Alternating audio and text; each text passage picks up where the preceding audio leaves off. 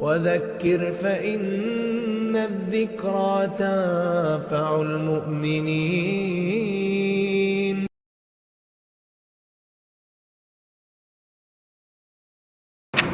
السلام علیکم ورحمۃ اللہ وبرکاتہ. بسم اللہ الرحمن الرحیم. الحمد للہ رب العالمین والصلاة والسلام على اشرف الانبیاء والمرسلین محمد وعلى آلہ وصحبہ اجمعین ومن تبعهم بإحسان الى یوم الدین. اما بعد. محترم مکرم مسلیان گرامی قدر اسلامی بھائیوں، بزرگوں، دوستوں، نوجوان ساتھیوں، پیارے بچوں اور ملت کی قابل احترام پردہ نشین خواتین اسلام، قرآن کریم سے منتخب آیات کی مختصر تفسیر آپ کے سامنے پڑھی جا رہی ہے.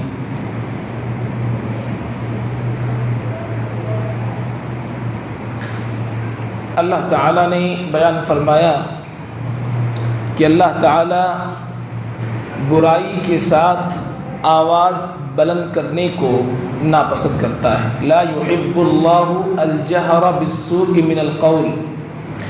برائی کے ساتھ آواز بلند کرنے کو اللہ تعالیٰ ناپسند کرتا ہے. اس آیت کا مطلب یہ ہے کہ اگر آپ کے کسی بھائی کے اندر کوئی برائی ہے تو اسے لوگوں کے سامنے بیان کرنے کو اللہ تعالیٰ ناپسند کرتا ہے.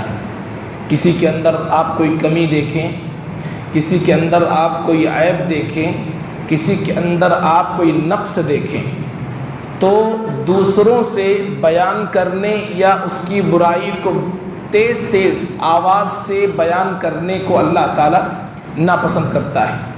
الا من ظلم. یہ اجازت اسی کو دی گئی ہے جو مظلوم ہے. ایک مظلوم اپنے اوپر ہونے والے ظلم کو اور ظالم کی برائیوں کو لوگوں کے سامنے بیان کر سکتا ہے. باقی کسی کے لیے بھی اجازت نہیں ہے کہ کسی کے اندر کی برائی لوگوں کے سامنے بیان کرے. اس سلسلے میں نبی کریم صلی اللہ علیہ وسلم کی وہ پیاری حدیث آپ یاد رکھیں. پیارے حبیب صلی اللہ علیہ وسلم کہتے ہیں مومن کے لیے آئینہ ہوتا ہے. یہ کردار ہونا چاہیے ایک مومن کے لیے یہ کردار ہونا چاہیے کہ مومن کے لیے آئینہ ہوتا ہے. حدیث پاک کے اندر خبر دی گئی لیکن اس کا یہ بتایا گیا، یعنی یہ امر دیا جا رہا، حکم دیا جا رہا ہے کہ ایک مومن کا کردار ایک مومن کے لیے آئینے کی طرح سے ہونا چاہیے. آئینے کا کردار کیا ہے؟ پہلے اس پر بات کر لیتے ہیں. آئینے کا کردار کیا ہے؟ آپ جب کبھی کسی آئینے کے پاس کھڑے ہوتے ہیں، آپ آئینے میں اپنے چہرے، اپنے جسم کے عیب اور ہنر کو دیکھتے ہیں. آئینہ آپ کے اندر جو بھی عیب ہوتا ہے اسے دیکھ لیتا ہے، لیکن وہ آئینہ صرف آپ سے ہی کہتا ہے، کسی اور سے وہ آئینہ نہیں کہتا ہے. آپ کے چہرے میں کوئی داغ ہے، آپ وہاں سے چلے بھی جائیں وہ آئینہ تب تک کسی سے نہیں کہے گا، بلکہ آپ جب بھی اس آئینے کے پاس جائیں گے وہ آئینہ بڑے ہی ایمانداری کے ساتھ یہ بتائے گا کہ آپ کے اندر یہ کمی ہے. ایک مومن کے ساتھ بالکل اسی طرح سے کردار پلے کرنا ہے کہ اگر کسی مومن کے اندر کمی ہے، کسی مومن کے اندر کوئی نقص ہے تو بجائے کسی اور سے کہنے کے خود جا کر کے اس مومن سے کہے کہ بھائی آپ کے اندر کمی ہے، آپ کو اس کمی کو دور کرنا چاہیے. اسی طریقے سے کوئی آئینہ بالکل صاف شفاف ہوتا ہے، بالکل صاف شفاف ہوتا ہے. آپ اپنا چہرہ اس کے اندر دیکھتے ہیں، بڑی آسانی سے دیکھ لیتے ہیں. اسی طرح ایک مومن کا دل دوسرے مومن کے لیے بالکل صاف شفاف ہونا چاہیے. اسی طریقے سے ایک آئینہ جب آپ کے اندر کوئی عیب دیکھتا ہے، کوئی بیماری، کوئی تکلیف یا کوئی کمی دیکھتا ہے، وہ آپ سے کہہ دیتا ہے کہ بھائی آپ کے چہرے میں یہ داغ ہے، اسے دور کر لو. وہ آپ سے کہہ دیتا، آپ اس کو دیکھ کر کے سمجھ جاتے ہیں. لیکن آئینہ اس داغ کو یاد نہیں رکھتا ہے، بلکہ ہمیشہ آپ کے لیے صاف شفاف ہی رہتا ہے. اسی طریقے سے اگر کوئی مومن کسی مومن کے ساتھ خیر خواہ بننا چاہتا ہے، خیر خواہی کرنا چاہتا ہے، تو اس سے اس کے عیب کو بتائے، اس کی کمی کو بتائے، بتانے کے بعد وہ بھول جائے کہ میرے بھائی کے اندر کیا کمی تھی، میرے بھائی کے اندر کیا عیب تھا، میرے بھائی کے اندر کیا نقص۔ اسی طریقے سے ایک آئینہ ہمیشہ آپ کے لیے خیر خواہ ہوتا ہے، ہمیشہ آپ کو صحیح چیز کی طرف رہنمائی کرتا ہے کہ آپ کو اپنے چہرے میں کیا بنانا ہے، آپ کو اپنے چہرے میں کیا بگاڑنا ہے، اور اگر کچھ بگڑا ہوا ہے تو آپ کو اپنا چہرہ کس طرح رکھنا ہے۔ ایک مومن کو بالکل اسی طرح سے کردار پرے کرنا چاہیے۔ تو اللہ کے پیارے حبیب صلی اللہ علیہ وسلم نے کہا ایک مومن کے لیے آئینہ ہوتا ہے، نہ ان کے درمیان کبھی لڑائی ہوتی، نہ کبھی جھگڑا ہوتا ہے، اور جب کبھی کسی کے اندر کوئی کمی پائی جاتی ہے تو دوسروں سے کہنے کے بجائے بذات خود اس مومن سے کہتا ہے، کیونکہ صحیح اسے ہی کرنا ہے۔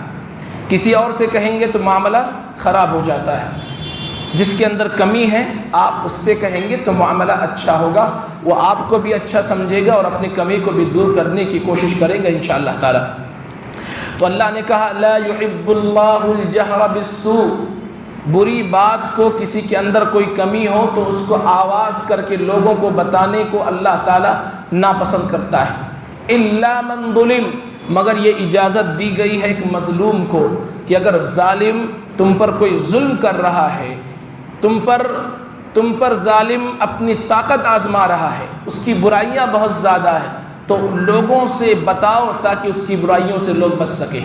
ایک آدمی اللہ کے پیارے حبیب صلی اللہ علیہ وسلم کے پاس آیا اور پیارے حبیب سے کہنے لگا اے پیارے حبیب، میرا پڑوسی مجھے بہت تکلیف دیتا ہے، میرا پڑوسی مجھے بہت تکلیف دیتا ہے، اس کا کوئی علاج اور حل بتلاؤ۔ اللہ کے پیارے حبیب صلی اللہ علیہ وسلم نے کہا کہ ایسا کرو، جاؤ اپنے پورے گھر کا سامان لے کر کے سڑک پر آ جاؤ، گھر کا سارا سامان اٹھاؤ اور سڑک کے اوپر آ جاؤ۔ ان صحابی نے ایسے ہی کیا، سڑک پر بیٹھتے جو بھی آتا پوچھتا کہ بھائی کیا ماجرا ہے، کیوں تم سڑک کے باہر پورے سامان کے ساتھ بیٹھے ہوئی ہو؟ وہ کہتا فلاں آدمی میرا پڑوسی مجھ پر ظلم کرتا ہے۔ اس طریقے سے اس کا پڑوسی پریشان ہو گیا کہ اب میری بدنامی ہو رہی ہے، میری کمیاں لوگوں کے سامنے آ رہی ہے، لوگ مجھے برا بھلا کہیں گے، لوگ میری عزت نہیں کریں گے۔ اس نے صحابی سے معذرت کر لی اور کہا کہ بھائی آج سے میں آپ کو کوئی تکلیف نہیں دوں گا۔ تو اگر کوئی مظلوم ہے، کسی پر ظلم ہو رہا ہے، تو مظلوم کو یہ اجازت ہے کہ ظالم کی برائیوں کو لوگوں کے سامنے بیان کر سکے، ظالم کی برائیوں کو لوگوں کے سامنے بیان کر سکتا ہے۔ اسی طریقے سے آپ جو ہے کسی دکاندار کے پاس جاتے ہیں، آپ کو اس نے ٹھگ لیا، یا وہ دکاندار سامان اچھے نہیں دیتا ہے، بارہا آپ پر وہ ظلم کرتا ہے، یا کوئی سبزی فروش ہے وہ سبزیاں اچھی نہیں لے کر کے آتا ہے، خراب سبزیاں لاتا ہے، ایسی سبزیاں جس میں کافی دوائیاں پڑی ہوتی، نقصان دہ سبزیاں لاتا ہے، تو ایسی تکلیف کہ جس کا بوجھ پورے سماج کے اوپر پڑ سکتا ہے، تو وہاں پر بھی آپ اس کی برائی کو بیان کر سکتے ہیں۔ کسی ایک کو تکلیف دے کر کے اگر سماج کی حفاظت کرنی ہو تو اسلامی اصول یہ کہتا ہے کہ آپ کو سماج کو بچانے کے لیے کسی ایک کی برائی کو بیان کر سکتے ہو۔ باقی عام حالات میں اللہ تعالیٰ اس بات کو ناپسند کرتا ہے کہ کوئی آدمی کسی اپنے بھائی کی برائی کو بلند آواز سے چیخ چیخ کر کے لوگوں کے سامنے ظاہر کرے۔ بہتر یہ ہے کہ جس کے اندر کوئی برائی ہو، کوئی کمی ہو، جا کر کے اس سے بات کرے، بات کرنے سے مسئلہ حل ہوتا ہے۔ اس کے بعد اللہ رب العالمین نے کہا ان تبدو خیرا او تخفوہ، لوگو تم بھلائی ظاہر کر کے کرو، او تخفوہ یا تم چھپا کر کے کرو، تم لوگوں کے درمیان بھلائی کرو یا تنہائی میں بھلائی کرو، نیکی کا کام تم خلوت میں کرو یا جلوت میں کرو، مجلس میں کرو یا تنہائی کمرے میں بیٹھ کر کے کرو، او تعفو عن سوء یا کسی برائی کو تم معاف کرو، فإن اللہ عفو قدیر، اللہ سب کچھ جانتا ہے، اللہ معاف کرنے والا، قدرت رکھنے والا ہے۔ تم جہاں کہیں بھی نیکی کرو گے اللہ تعالیٰ اسے پہچان لے گا اور اس کا بدلہ اللہ تعالیٰ تم کو عطا فرمائے گا۔ اس کے بعد اللہ رب العالمین نے یہ بتایا کہ عیسیٰ علیہ السلام کی موت نہیں ہوئی ہے، وما صلبوہ وما قتلوہ ولکن شبہ لہم، کہ عیسائیوں نے یا جن لوگوں نے عیسیٰ علیہ السلام سمجھ کر کے مارا تھا وہ عیسیٰ نہیں تھے، بلکہ عیسیٰ جیسا شکل والا، عیسیٰ جیسے شکل والا ایک انسان تھا، ولیکن شبہ لہ، بالکل مثلیت میں، بالکل شکل و شباہت میں عیسیٰ علیہ السلام ہی کے جیسے انسان کو انہوں نے مارا، اور وہ یہ سمجھ گئے کہ انہوں نے عیسیٰ علیہ السلام کو قتل کیا۔ اللہ نے کہا وما قتلوہ وما صلبوہ، عیسیٰ کو نہ تو انہوں نے قتل کیا تھا اور نہ ہی انہوں نے عیسیٰ کو سولی دی تھی، بلکہ عیسیٰ زندہ ہے۔ بل رفعہ اللہ الیہ، اللہ نے عیسیٰ علیہ السلام کو اپنے پاس اٹھا لیا ہے۔ عیسیٰ علیہ السلام زندہ ہیں، باحیات ہیں، اور ان کی زندگی کیسی اس کے بارے میں اللہ تعالیٰ نے ہمیں خبر نہیں دی۔ کہاں ہیں یہ بھی اللہ تعالیٰ نے ہمیں خبر نہیں دی، بس اتنا کہا کہ ہم نے عیسیٰ کو اپنی طرف اٹھا لیا ہے۔ کس آسمان پہ ہے اللہ تعالیٰ زیادہ بہتر جانتا، ان کی زندگی کیسی گزر رہی ہے اللہ تعالیٰ زیادہ بہتر جانتا، پر یہ بات عقیدے کا حصہ ہے کہ ہر مسلمان کو یہ ماننا پڑے گا، یہ ماننا چاہیے، کیونکہ اللہ تعالیٰ نے قرآن کریم کے اندر بیان فرما دیا ہے کہ عیسیٰ علیہ السلام زندہ ہیں، باحیات ہیں، اور قرب قیامت انہیں اللہ تعالیٰ دوبارہ دنیا میں بھیجے گا۔ اور اس بار جب عیسیٰ علیہ السلام دنیا میں آئیں گے تو کس کی پیروی کریں گے؟ جناب محمد رسول اللہ صلی اللہ علیہ وسلم کی پیروی کریں گے، جناب محمد رسول اللہ کی شریعت کو دنیا میں نافذ کریں گے، جناب محمد رسول اللہ کی سنت کو عام کریں گے، مذہب اسلام کا پرچار کریں گے، مذہب اسلام کا علم بلند کریں گے، یہی ان کی شریعت ہوگی، رسول اکرم صلی اللہ علیہ وسلم کی شریعت کی پیروی کریں گے۔ لہذا یہ عقیدے کا حصہ ہے، تمام مسلمانوں کو اس عقیدے پر ایمان لانا ضروری ہے کہ عیسیٰ علیہ السلام باحیات ہیں، زندہ ہیں، ابھی باحیات ہیں، بقید حیات ہیں، اور قرب قیامت اللہ تعالیٰ انہیں دنیا میں دوبارہ بھیجے گا۔ اس کے بعد اللہ رب العالمین نے غلو کا تذکرہ کیا ہے۔ غلو ایک ایسی بیماری ہے کہ جس قوم میں غلو جیسی بیماری پیدا ہوتی ہے، اس قوم کے اندر شرک، پیری پرستی اور اس کے علاوہ اولیاء پرستی عام ہو جاتی ہے۔ غلو کے ذریعے سے شرک عام ہوتا ہے، غلو کے ذریعے سے بدعات و خرافات کو پنپنے کا موقع ملتا ہے، غلو کے ذریعے سے بہت ساری بدعتیں جنم لیتی ہیں۔ اللہ کے پیارے حبیب صلی اللہ علیہ وسلم، پہلے غلو سمجھ لے، غلو کہتے کسے ہیں؟ غلو کہا جاتا ہے کہ کسی کو اس کے مقام سے اٹھا کر کے اس منزل پر پہنچا دینا جس منزل پر پہنچنا اس کے لیے ناممکن ہے، یا کسی انسان کو اس کے جائز مقام سے اٹھا کر کے اس کے ناجائز مقام پر پہنچا دینا، اسے غلو کہا جاتا ہے۔ اسلام کا اصول یہ کہتا ہے جس کا جو مقام ہے اسے مقام پر رکھا جائے، نہ اس سے کم کیا جائے نہ اس سے زیادہ کیا جائے۔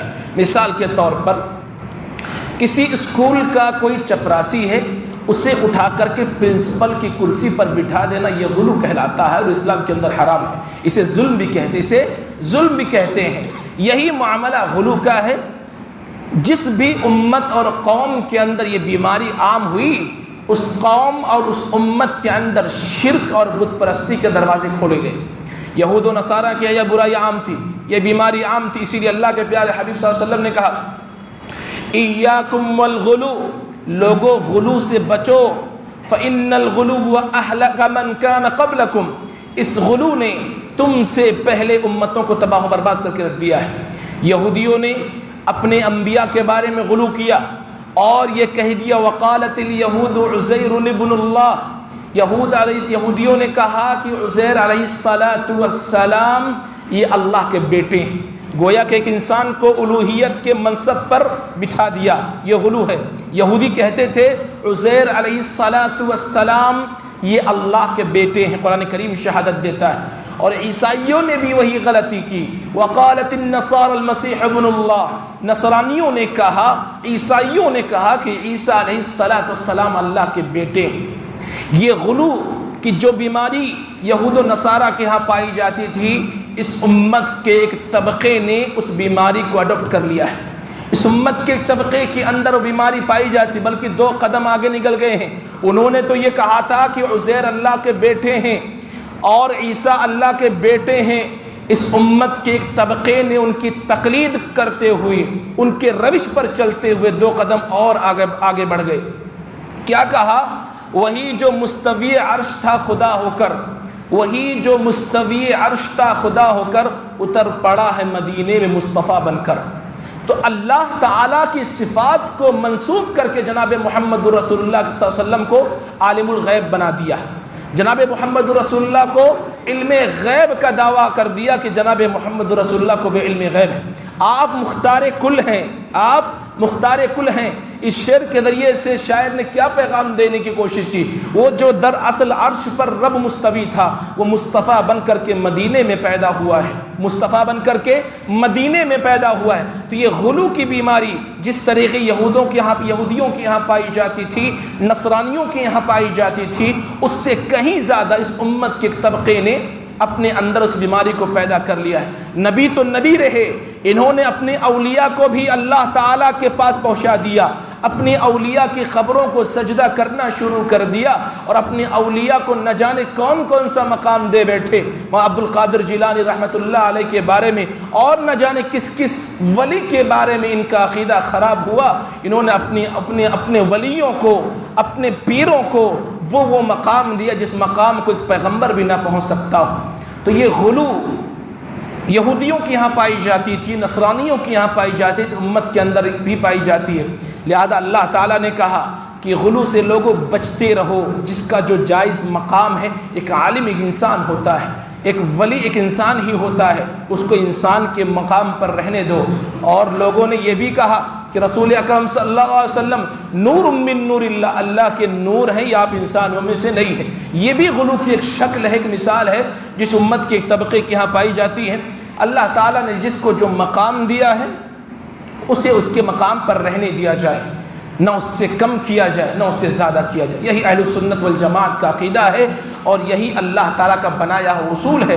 جہاں آپ نے اس اصول کو چھوڑا، یا تو آپ تذلیل کرنے لگو گے کسی نبی کی، یا یہ کہ آپ اس نبی کو اس کے جائز مقام سے اٹھا کر کے آسمان پر بٹھا دو گے، اور دونوں صورتوں میں یہ جائز نہیں بلکہ حرام ہے۔ غلو کے ذریعے سے شرک اور غلو کے ذریعے سے بدعت و خرافات کے دروازے کھلتے ہیں۔ اسی طریقے سے اللہ تعالیٰ نے ایک اصول بیان کیا ہے۔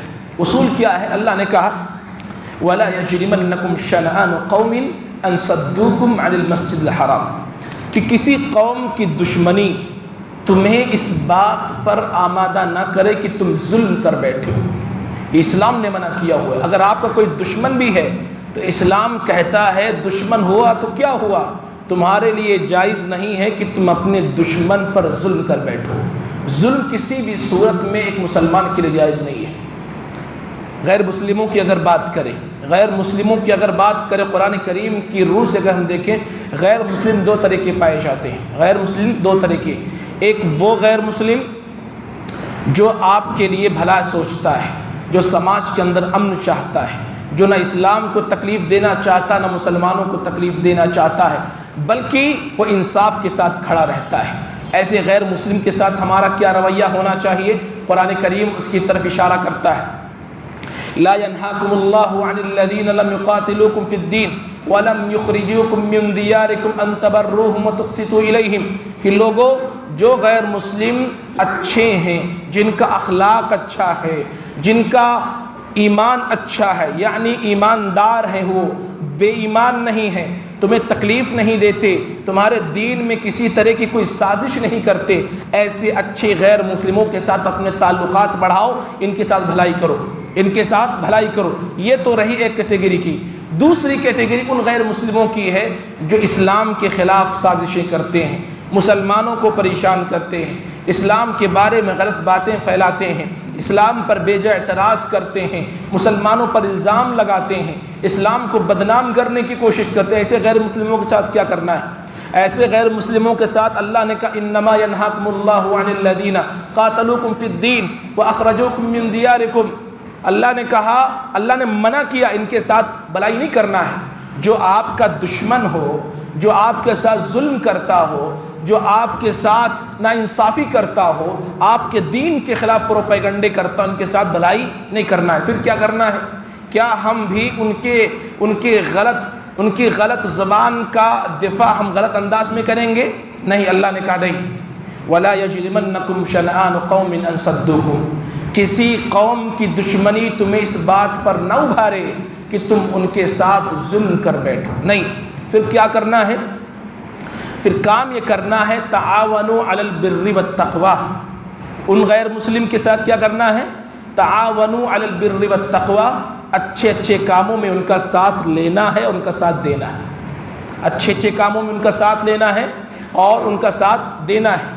ولا تعاونوا علی الاثم والعدوان، اور برے کاموں میں نہ ان کا ساتھ لینا نہ ان کا ساتھ دینا ہے۔ جب آپ اچھے اچھے کاموں میں ان کا ساتھ لیں گے، ان کا ساتھ دیں گے، تو کبھی ایسا آئے گا کہ وہ برے کاموں کے لیے آپ کو دعوت دیں گے، اس وقت آپ کو برا کام نہیں کرنا ہے، پھر کیا کرنا ہے؟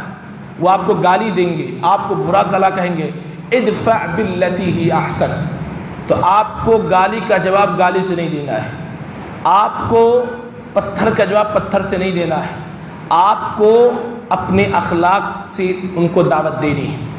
وہ آپ کو برا بھلا کہیں گے، آپ ان کے لیے ہدایت کی دعا کریں گے، وہ آپ کو گالی دیں گے، آپ ان سے اچھی اچھی باتیں کریں گے، ان کے ساتھ اچھا برتاؤ کرنے کی کوشش کریں گے۔ یہ اصول اور یہ طریقے بتائے ہیں اسلام نے۔ اس کا فائدہ کیا ہوگا؟ اللہ نے کہا اس کے جسم میں بھی ایک دل ہے، اور انسان کا دل بہت دنوں تک پتھر نہیں رہ سکتا ہے۔ آپ بار بار جب اس کے ساتھ حسن تعامل کریں گے، اچھے اخلاق کا مظاہرہ کریں گے، اچھا معاملہ پیش کریں گے، اس کے ساتھ بھلائی کریں گے، ایک دن وہ سوچنے پر ضرور مجبور ہوگا یہ کیسے لوگ ہیں، انہیں ہم گالی دے رہے ہیں اور یہ ہمیں دعائیں دے رہے ہیں، یہ کیسے لوگ ہیں، ان کے ساتھ ہم سازشیں کر رہے ہیں اور یہ ہمارے ساتھ اچھا معاملہ کر رہے ہیں۔ تو اللہ نے کہا کسی قوم کی دشمنی، اگر کوئی ایسا غیر مسلم جو اچھا ہے تو اس کے ساتھ بھلائی کرو، لیکن کوئی غیر مسلم ایسا ہے کہ جو بہت برا ہے تو بڑھ چڑھ کر کے ان کے ساتھ بھلائی نہ کرو، کیونکہ کسی دشمن کے ساتھ بھلائی کرنا کوئی اچھی چیز نہیں ہے۔ تو کیا کرنا ہے؟ ان کے اچھے کاموں میں ساتھ دینا اور اچھے کاموں میں ساتھ لینا ہے، مل جل کر کے کام کرنا، آگے بڑھ کر کے ہاتھ نہیں بڑھانا ہے، اور نہ ہی ان کی دشمنی تمہیں اس بات پر ابھارے کہ تم پر ظلم کر بیٹھو۔ اسی لیے اللہ نے کہا وَلَا تَسُبُّوا الَّذِينَ يَدْعُونَ مِن دُونِ اللَّهِ فَيَسُبُّوا اللَّهَ عَدْوًا بِغَيْرِ عِلْمٍ، لوگو جو تمہارے معبودوں کو گالی دیں انہیں تم ان کے معبودوں کو گالی نہ دو جو اللہ کے علاوہ غیر اللہ کی پوجا کرتے ہیں، معبودوں کو گالی نہ دو۔ پہلی چیز اس وجہ سے کیونکہ ان کے جذبات جڑے ہوتے ہیں معبودوں کے ساتھ، اگر آپ گالی دو گے تو ان کے جذبات کو تکلیف ہوگی اور پھر وہ آپ سے قریب نہیں ہو پائیں گے۔ دوسری وجہ کیونکہ اگر تم ان کے معبودوں کو گالی دو گے جو کہ باطل ہیں، دراصل ان کے معبود باطل ہیں، انہیں کچھ فرق نہیں پڑے گا، لیکن الٹے میں وہ تمہارے رب کو گالی دیں گے جو برحق ہے، تمہارا نقصان ہوگا۔ اس لیے اسلام نے کلی طور پر ان تمام راستوں کو بند کر دیا ہے جن راستوں پر چل کے مسلمانوں کا اسلام کا نقصان ہو سکتا ہے۔ تو اصول بتایا گیا کہ کسی قوم کی دشمنی تمہیں اس بات پر نہ ابھارے کہ تم ان کے ساتھ ظلم کر بیٹھو۔ ظلم کی اجازت کسی بھی مسلمان کو نہیں دی گئی، کسی بھی مسلمان کو کچھ وقت کے لیے برداشت کر لے، ایک مسلمان برداشت کر لے، لیکن ظلم کی اجازت اس کسی بھی مسلمان کو نہیں دی گئی، خواہ اس کا جانی دشمن ہی کیوں نہ ہو۔ اگر انصاف سے بدلہ لے سکتے ہو تو لے لو، ورنہ معاف کر دو، ورنہ دوسرا کوئی راستہ اختیار کر لو۔ اس کے بعد بڑی پیاری آیت یہاں پر ذکر کی جا رہی ہے۔ یہ آیت نازل ہوئی تھی آپ صلی اللہ علیہ وسلم کی حجۃ الوداع کے موقع پر۔ آپ صلی اللہ علیہ وسلم جب آخری حج، اپنی زندگی کا آخری حج فرما رہے تھے، تمام صحابہ کو جمع کیا اور آپ نے خطاب کرتے ہوئے کہا اے میرے صحابہ انی لا ادری لعلی لا القاکم بعد عامی ھذا فی موقفی ھذا، اے میرے صحابہ مجھے نہیں معلوم کہ آئندہ سال اس جگہ میں تم سے ملاقات کرواؤں گا، فخذوا عنی مناسککم، حج کے طور طریقے مجھ سے سیکھ لو۔ اسی موقع سے وہ آیت کریمہ نازل ہوئی الیوم اکملت لکم دینکم واتممت علیکم نعمتی ورضیت لکم الاسلام دینا، اے پیغمبر آج ہم نے دین کو مکمل کر دیا ہے، دین مکمل کر دیا ہے اور اپنی نعمت ہم نے تم پر تمام کر دی ہے، وَرَضِيتُ لَكُمُ الْإِسْلَامَ دِينًا، اور مذہب اسلام سے میں راضی ہو چکا ہوں، مذہب اسلام سے میں راضی ہوں۔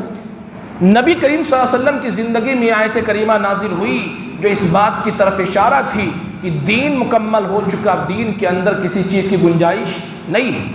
لہذا نبی کی زندگی میں دین کی تکمیل کے بعد لوگوں نے دین کے نام پر بڑی بڑی بدعتیں ایجاد کر رکھی ہیں، الگ الگ بدعتیں ایجاد کر رکھی ہیں، اور ہر دور میں نئی نئی بدعتیں نکل رہی ہیں جو دین کا نام لے کر کے لوگوں کو گمراہ کر رہی ہیں۔ لہٰذا وہ سنت، وہ امر، وہ حکم، وہ مسئلہ جو نبی کی زندگی میں نہیں پایا جاتا تھا، اگر بعد میں اس چیز کا وجود ہوا تو اسے بدعت کے خانے میں رکھا جائے گا، وہ دین کا حصہ نہیں ہو سکتا ہے۔ دین وہی ہے جو نبی کے زمانے میں تھا، صحابہ کرام کے زمانے میں تھا، ان کے بعد اگر کوئی چیز وجود میں آ رہی ہے، کسی چیز کو لوگ ایجاد کر رہے ہیں تو وہ دین نہیں ہے بلکہ کیا ہے؟ بدعت ہے۔ وَكُلُّ بِدْعَةٍ ضَلَالَةٍ وَكُلُّ ضَلَالَةٍ فِي النَّارِ، اور ہر بدعت گمراہی، ہر گمراہی جہنم میں لے جانے والی ہے۔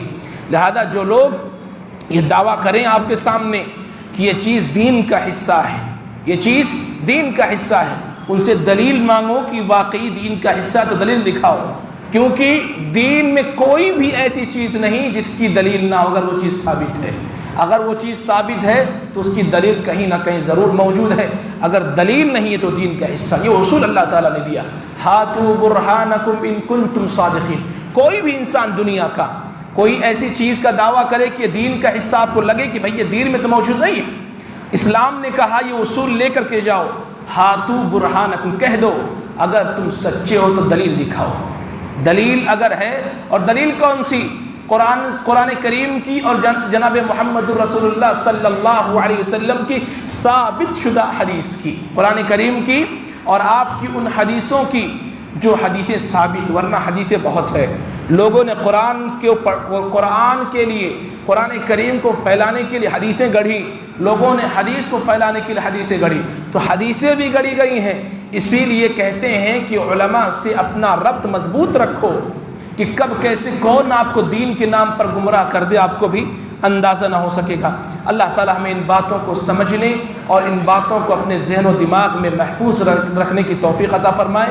پاک پروردگار عالم جب تک دنیا میں رکھے کتاب و سنت پر باقی رکھ، جب ہمارا خاتمہ ہو تو امام بالخیر پر ہو۔